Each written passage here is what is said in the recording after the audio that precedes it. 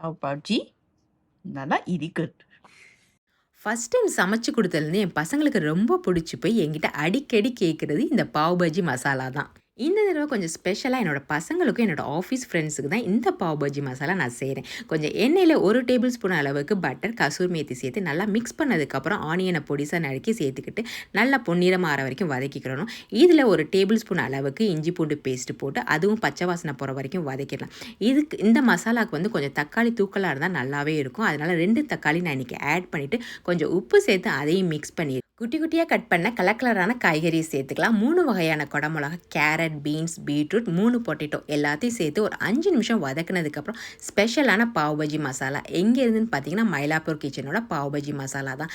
இந்த மசாலா லாஸ்ட் 2 இயர்ஸாக நான் யூஸ் பண்ணிக்கிட்டு இருக்கேன். என்னோட கிச்சனில் நான் திரும்ப வாங்கக்கூடிய ஒன் ஆஃப் த ப்ராடக்டில் இதுவும் ஒன்று.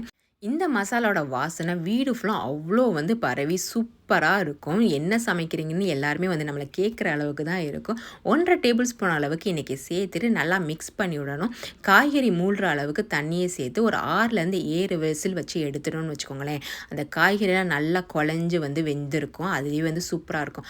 லாஸ்ட்டாக பச்சை பட்டாணி வேணுமா நம்ம ஆட் பண்ணிக்கலாம். இன்றைக்கி எனக்கு பச்சை பட்டாணி இருந்ததுனால நானும் கொஞ்சம் ஆட் பண்ணிக்கிட்டு இருக்கேன். இல்லை வேக வைக்கிறதுக்கு முன்னாடியே நம்ம ஆட் பண்ணுறோம் ஆட் பண்ணியிருக்கலாம். கடைசியாக கொஞ்சமாக கொத்தமல்லியும் கசூரி மேத்தி போட்டு மிக்ஸ் பண்ணோம்னா நல்லா கெட்டியாயிரும்.